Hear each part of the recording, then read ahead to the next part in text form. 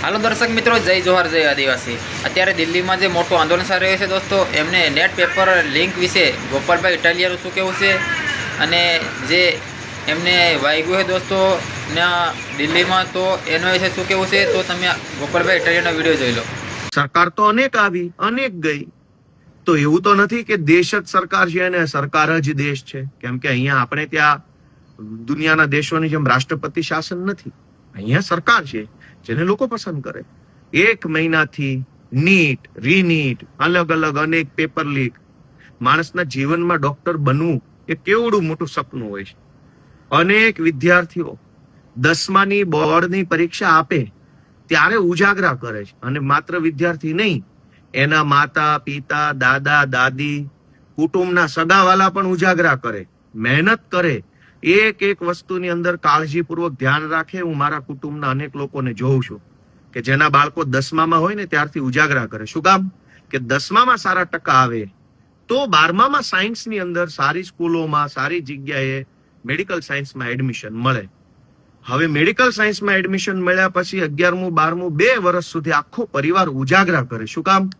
કે જો સારા ટકા આવે તો નીટની અંદર સારા માર્ક્સ આવે તો આને કોઈ સારી મેડિકલ કોલેજની અંદર એડમિશન મળે ને આપણો છોકરો ડોક્ટર બને।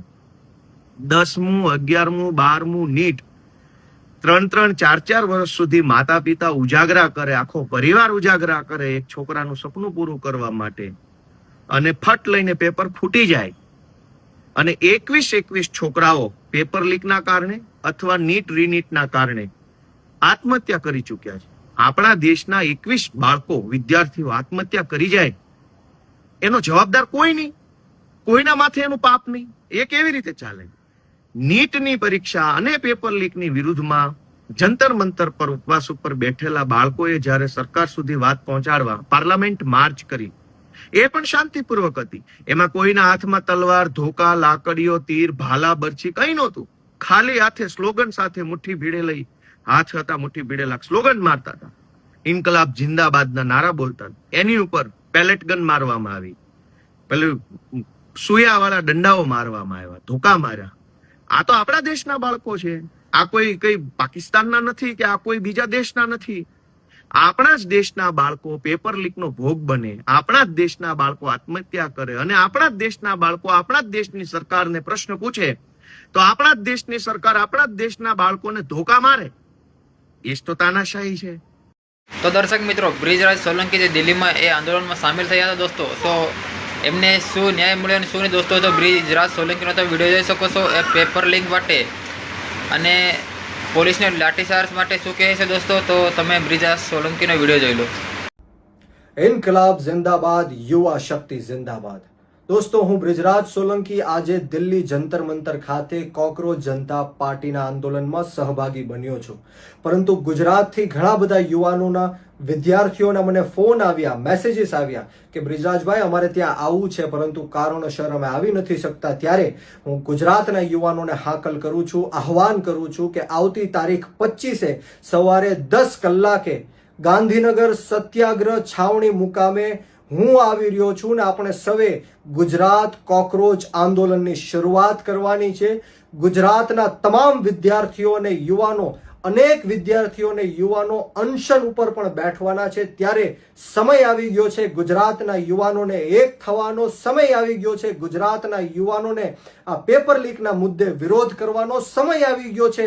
ગુજરાતના યુવાનોને હવે વિરોધ બેરોજગારીનો કરવાનો। ત્યારે હું આપ સૌને ફરીવાર હાકલ કરું છું, આહવાન કરું છું કે આવો આપણે સૌ સાથે મળીને આ ધર્મેન્દ્ર પ્રધાન જે કેન્દ્રીય શિક્ષણ મંત્રી છે એમનું રાજીનામું માંગીએ, અને ગુજરાતની અંદર પણ 40 કરતા પણ વધારે પેપરો લીક થયા અને આજ દિન સુધી અનેકો વિદ્યાર્થીઓ જે નિર્દોષ છે એમણે સુસાઇડ કર્યા। એમના હક, અધિકાર અને ન્યાય માટે ગુજરાતના વિદ્યાર્થીઓએ અને યુવાનોએ આવવું પડશે, આ આંદોલનમાં જોડાવવું પડશે। હું આવી રહ્યો છું તારીખ 25 ગાંધીનગર સત્યાગ્રહ છાવણી, ગુજરાત કોકરોચ આંદોલન। જય જવાન, જય કિસાન, ઇન્કલાબ જિંદાબાદ, યુવા શક્તિ જિંદાબાદ। તો દર્શક મિત્રો, ઈસુદાન ગઢવી જે જંતર મંતર ઉપર એ પણ એ આંદોલનમાં ભાગ સામેલ લીધો હતો દોસ્તો. તો ઈસુદાન ગઢવીની રાય શું છે તો તમે ઈસુદાન ગઢવીનો વિડીયો જોઈ શકો છો.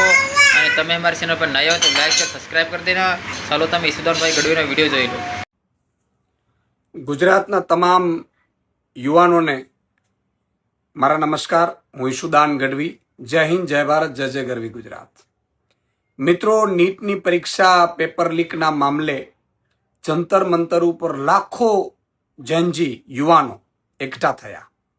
એમના ઉપર બર્બરતાપૂર્વક લાઠીચાર્જ ભાજપ સરકાર દ્વારા કરવામાં આવ્યું અને મહિલાઓ, માતા, બહેનો, દીકરીઓ અને નવયુવાનો ઉપર જાણે આતંકવાદી હોય એવી રીતે બર્બરતાપૂર્વક ભાજપની પોલીસે લાઠીચાર્જ કર્યો, અત્યાચાર કર્યો છે. કેટલા યુવાનોના મને ફોન આવ્યા કે અમે ત્યાં જવા માંગીએ છીએ, જઈ નથી શકતા, પહોંચી નથી શકતા. મિત્રો, બધાને લાગણીઓ છે. ગુજરાતમાં પણ ઠેર ઠેર વિરોધ થયા છે, સ્વયંભૂ કેટલી કોલેજોમાં વિરોધ થયા છે.